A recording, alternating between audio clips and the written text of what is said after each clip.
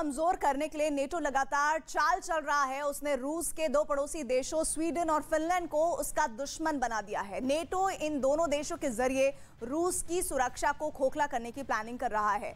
Finland और Sweden को NATO का सदस्य बनाकर रूस को उत्तर की तरफ से घेरने की तैयारी है। कहा जा रहा है कि रूस को डर है कि उसकी आर्थिक राजधानी कहा जाने वाला शहर सेंट पीटर्सबर्ग भी सुरक्षित नहीं रहेगा।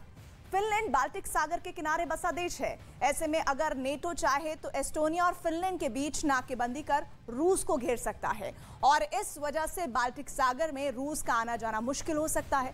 यही नहीं, इससे रूस के समुद्री रास्ते से होने वाले व्यापार पर भी असर पड़ेगा और रूस इसी वजह से नहीं चाहता कि नेटो उसकी उत्तरी सीमा तक पहुंच सके। और यूक्रेन की तरफ से लगातार दावा किया जा रहा है कि पुतिन की सेना पीछे हट रही है। दावा तो ये तक किया जा रहा है कि रूसी सेना ऐसा असंतोष फैला हुआ है इस वक्त उसमें कि सैनिक अपने अधिकारियों का आदेश तक मानने से गुरेज कर रहे हैं। उन्हें इन्हीं दावों के बीच ये माना जा रहा है, ये वजह बताई जा रही है कि पुतिन के लिए यूक्रेन की जंग जीतना आसान नहीं होने जा रहा है। क्या लंबे युद्ध से ऊब रहे हैं रूसी सैनिक?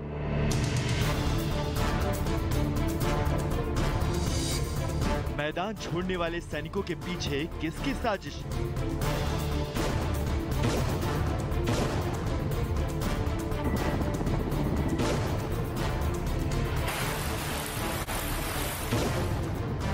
ये सवाल इसलिए उठ रहे हैं क्योंकि जिस रेड आर्मी को पुतिन ने यूक्रेन की जमीन पर जंग के लिए उतारा था, वो रेड आर्मी जंग का मकसद पूरा होने से पहले ही भ्रम के जाल में फंसने लगी है।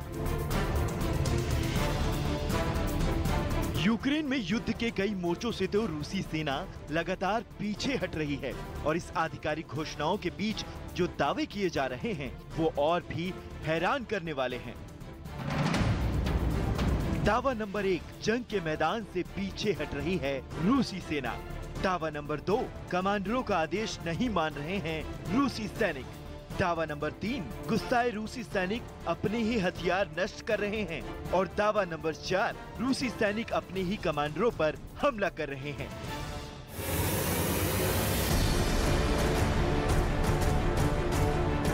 रूस यूक्रेन में संघर्ष कर रहा है।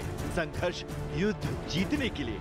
उस यूक्रेन के खिलाफ जिसे लेकर कहा जा रहा था रूस की ताकत के आगे यूक्रेन 3 दिन तक भी टिक नहीं पाएगा। ना तो रूस को जंग में जीत हासिल हुई और ना ही यूक्रेन हथियार डालने के लिए तैयार हुआ है। अलबत्ता जिस तरह यूक्रेन रूस की रेड आर्मी का करारा जवाब दे रहा है, उसे देखकर पुतिन भी खुद तंग है। नेटो का दावा है कि पुतिन की रेड आर्मी में भी विद्रोह की आशंकाएं तेज हो गई है क्योंकि जंग में रूसी सैनिकों का मनोबल काफी गिर चुका है। यही नहीं, रूसी सैनिकों का पाला बदलने की भी संभावना बन रही है। जंग का इतिहास खंगाले तो रूसी सैनिक में बगावत की कहानी कोई नई बात नहीं है।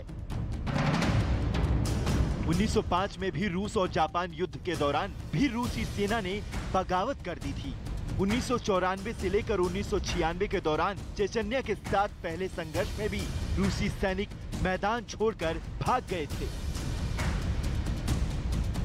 जंग में रूसी सेना के इस काले इतिहास से व्लादिमीर पुतिन भी अच्छी तरह वाकिफ हैं। लिहाजा वो अब जंग के बीच ही अपनी रणनीति में लगातार बदलाव कर रहे हैं। यही नहीं, युद्ध की रणनीति फेल होने के चलते पुतिन अपने कई सलाहकारों के खिलाफ भी एक्शन ले रहे हैं। हालांकि इन सब के बावजूद अब तक पुतिन की सेना यूक्रेन में ज्यादा कारगर साबित नहीं हो पाई है और इसके पीछे कुछ और वजहों को भी जिम्मेदार माना जा रहा है।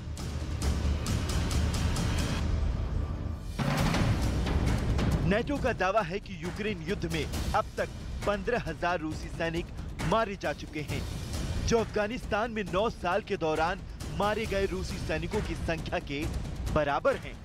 इसके अलावा यूक्रेन युद्ध में अब तक 7 रूसी जनरल मारे जा चुके हैं, जो द्वितीय विश्व युद्ध के बाद रूसी सेना में जनरलों की सबसे ज्यादा मौत है।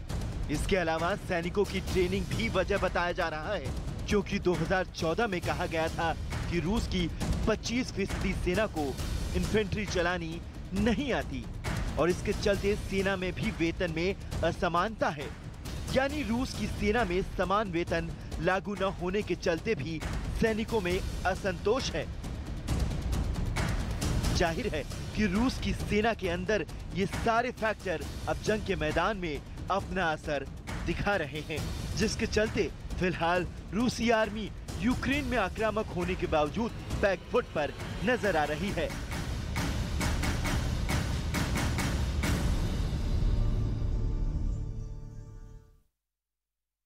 यूक्रेन के खिलाफ जंग में रूस ने शुरुआती लीड तो ली है, लेकिन जैसे जैसे युद्ध के एक एक दिन बीतते गए जंग पर रूस की पकड़ ढीली पड़ती गई, जिससे रूस के सैनिकों को उनका मनोबल लगातार गिरता देखा गया और अब रूसी सेना में असंतोष के दावे वाली खबरें लगातार आ रही हैं और इस असंतोष के पीछे की एक बड़ी वजह रूसी सेना को हुआ नुकसान भी है।